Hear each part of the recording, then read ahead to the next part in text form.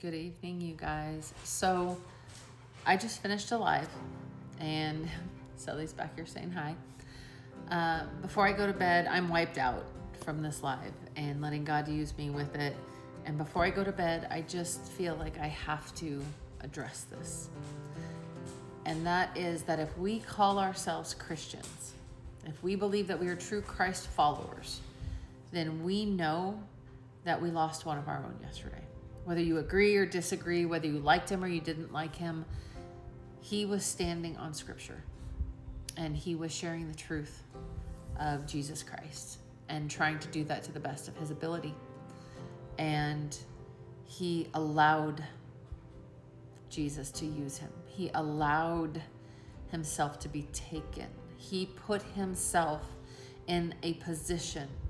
His family allowed him to be put in a position because of his love for Christ, because of his servanthood and his servitude to Christ. He was willing to take up his cross and die for what he believed in.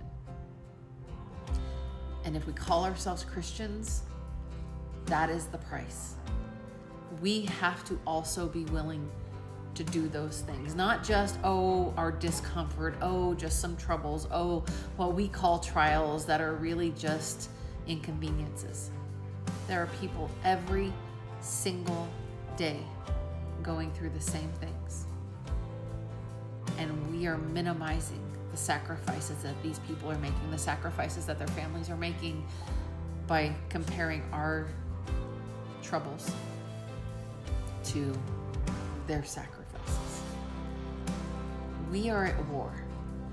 We are in a spiritual war, one that we don't know how to fight, that we aren't sure how to fight, and that most of us are content to just sit on the sidelines for. And God is calling us to step up and stand on the field, to get onto the field with him and learn how to fight the way he wants us to fight. And you do that by picking up that book that we all know and say that we read, and most of us do not. It's been 3 years of me studying and learning and contemplating and digging in and leaning on him so completely, so wholly, and I still don't know enough. I still barely know anything. But I do know that we are coming on a time when he has been teaching and guiding and molding and shaping new leaders for his kingdom, so that we can in turn step into the shoes that Charlie is leaving behind. We have an entire generation of people looking for the real Jesus, looking on how to survive in this evil world that we are living in now, this culture that is so detrimental to our beliefs. And we have been learning to follow him so that we can in turn take others along with us. That's why. That was the point. That's the point of all the struggles you've gone through for the last 3 years, is for you to grow and develop into the person that Christ wants you to be, so that you can bring others to him. You guys, it's time to get off the fence. It's time to step up. It's time to take up our armor and our shield and go to war. And I'm not saying go after people.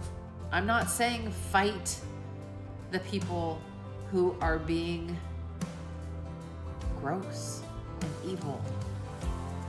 I'm saying we are in a spiritual battle. We have a spiritual fight, and we need to fight the way that God tells us to fight, with the armor of God and in prayer with him.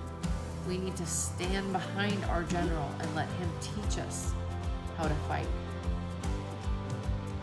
Guys, it's time to get off the fence. We don't get to straddle it anymore. The war has come to our house, our fields, our families, our lives. It's come for our children. to stand up and fight for what we truly believe in, or we let the enemy win just by default. And he's already defeated, so why would we hand the victory to someone who already lost? Why would we forfeit? I love you guys. Be blessed.